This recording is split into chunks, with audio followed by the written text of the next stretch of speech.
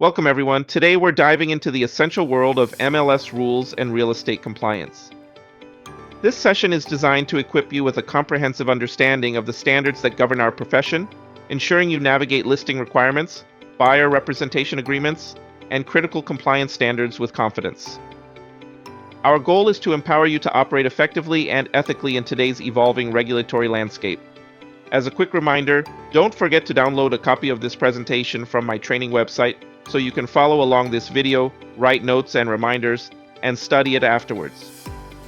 The link to the training website to download the PowerPoint presentation is in the description of this video. And if you enjoyed this training, be sure to subscribe, like, and comment.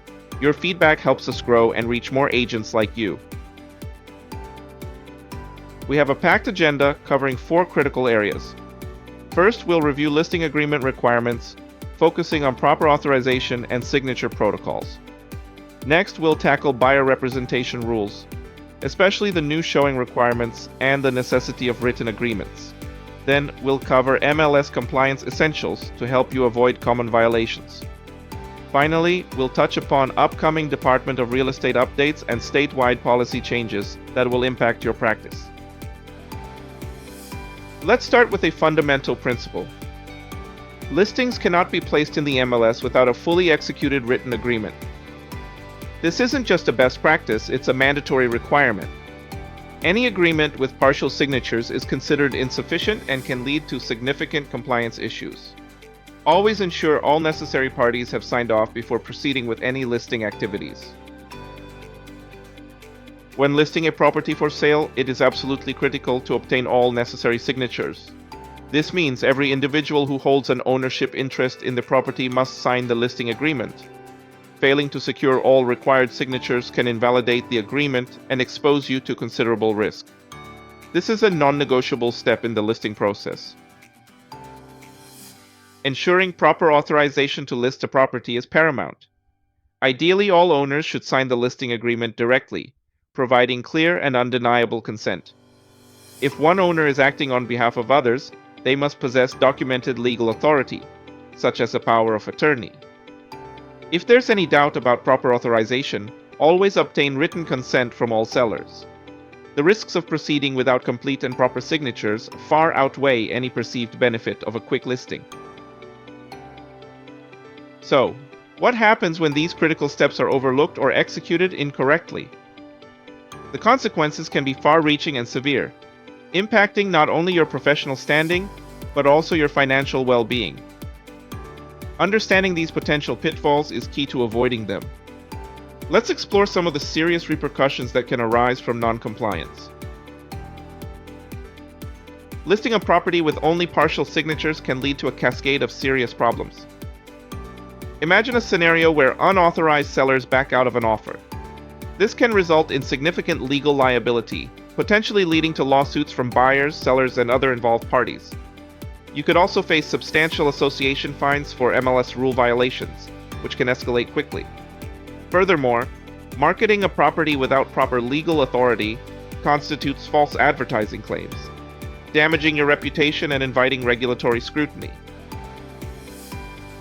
Missing signatures or improper authorization doesn't just create legal and financial risks, it also constitutes serious code of ethics violations. Article 3, duty to cooperate is breached when you market a property but cannot complete the transaction. Article 9, agreements in writing, mandates that all agreements be properly documented and authorized. Listing without proper authorization demonstrates a lack of professional competence under Article 11. Finally, Article 12, accurate advertising is violated, as listing without authority is inherently false advertising. Now, let's shift our focus to buyer representation, an area that has seen significant changes recently. New rules are in effect, and it's crucial that every agent understands and adheres to them. These regulations fundamentally alter how we engage with and represent buyers, particularly concerning property showings and agreements. The class action settlement that concluded last year fundamentally transformed how buyer representation works. The most critical change is this: you cannot show a property, either virtually or physically, without a written buyer representation agreement in place. This applies to all property tours.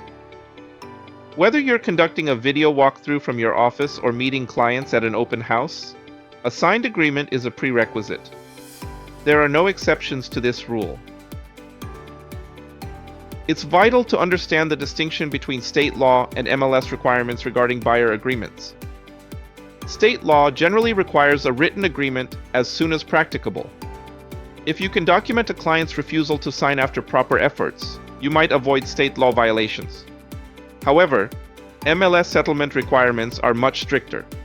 You absolutely cannot show MLS-listed properties without a written agreement, regardless of documentation. Doing so risks substantial fines. When in doubt, always follow the more stringent MLS standard.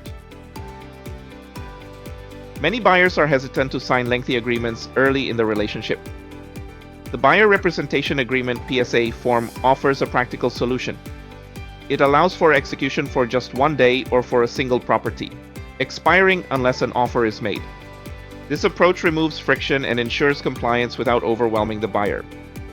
Always have PSA forms readily available to facilitate these initial engagements and maintain compliance.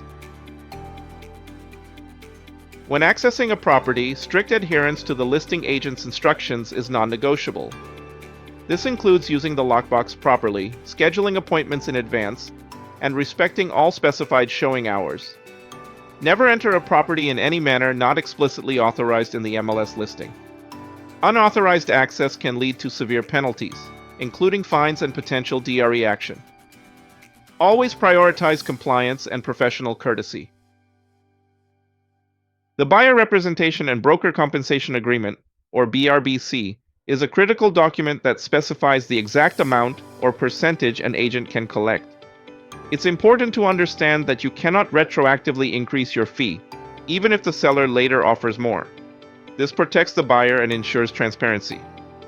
A key tip: carefully consider your BRBC compensation terms at the outset, as you are bound by what you agree to with your buyer client, regardless of what the seller ultimately offers.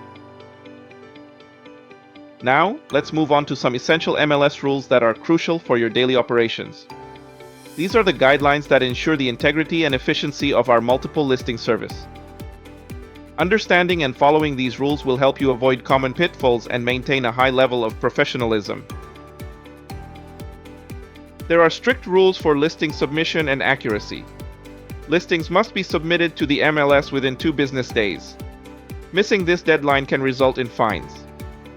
You are personally responsible for the accuracy of all listing information, including agent remarks, linked content, and public fields, as other agents rely on this data. Furthermore, every listing must include photos, and you cannot use someone else's photographs without explicit permission, as unauthorized use can lead to copyright violations. The Coming Soon status is like a movie preview for a property. It alerts the market that a listing is on its way but not yet available for showings.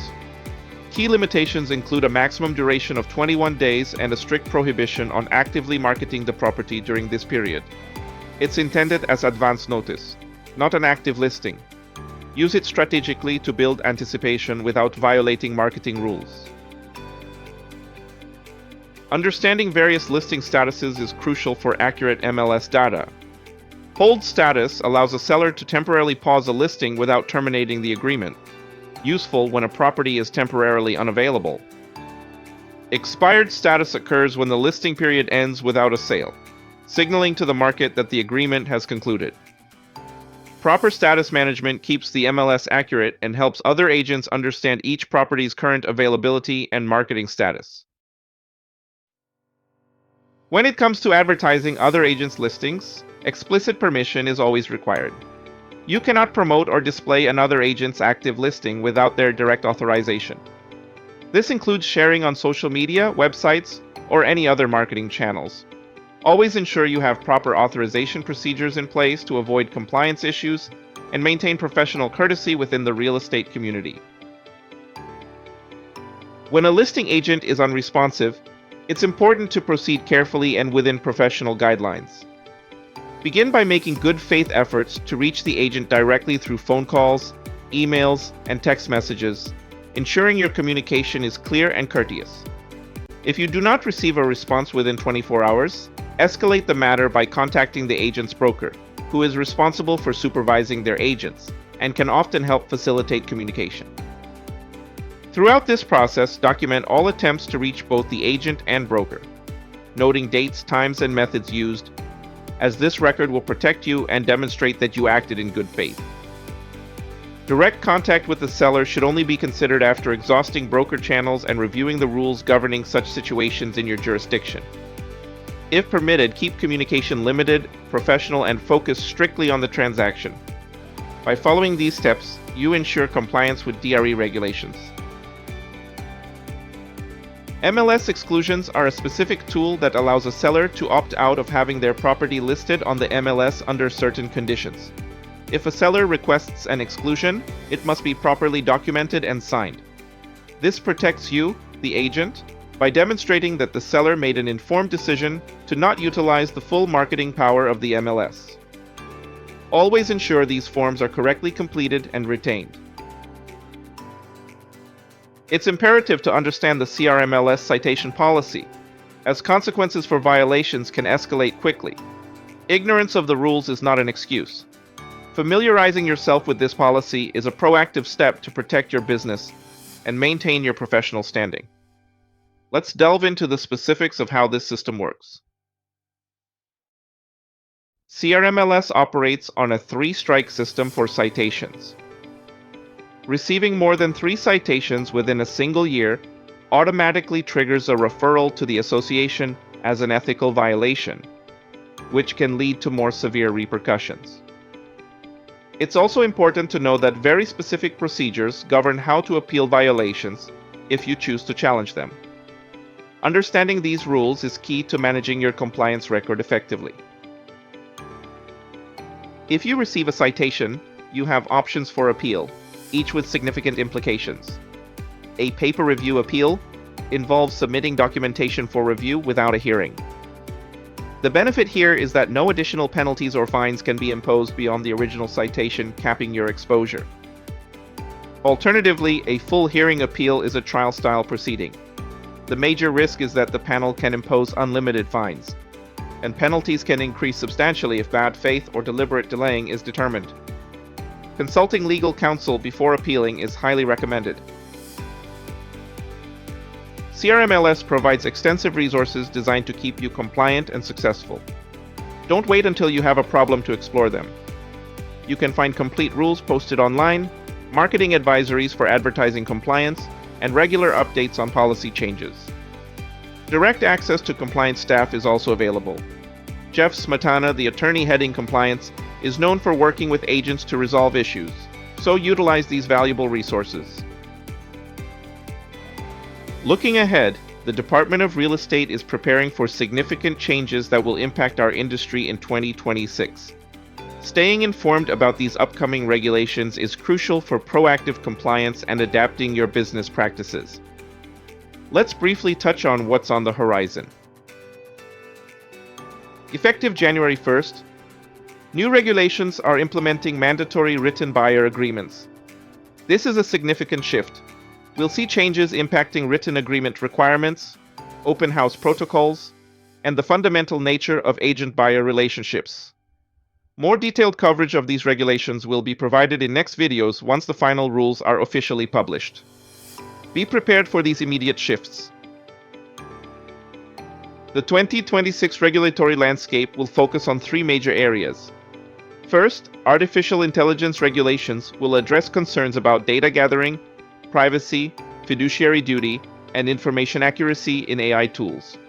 Second, broker supervision requirements will mandate training as part of broker duties, with no exemptions for independent contractors.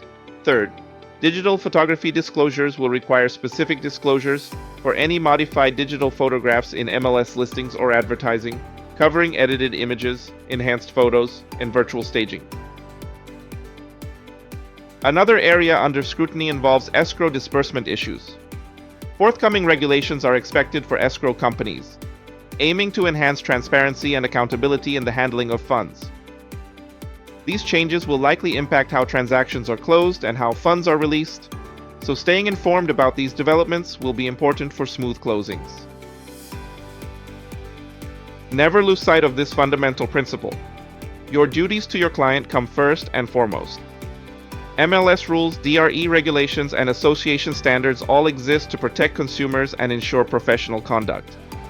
When you prioritize your fiduciary obligations, you naturally align with these broader requirements. Compliance isn't just about avoiding fines. It's about honoring the trust clients place in you. As the saying goes, the best way to avoid regulatory problems is to put your client's interests first in every decision you make. When in doubt, ask, what serves my client best? As a final reminder, don't forget to download a copy of this presentation from my training website so you can follow along this video, write notes and reminders, and study it afterwards. The link to the training website to download the PowerPoint presentation is in the description of this video. And if you enjoyed this training, be sure to subscribe, like, and comment. Your feedback helps us grow.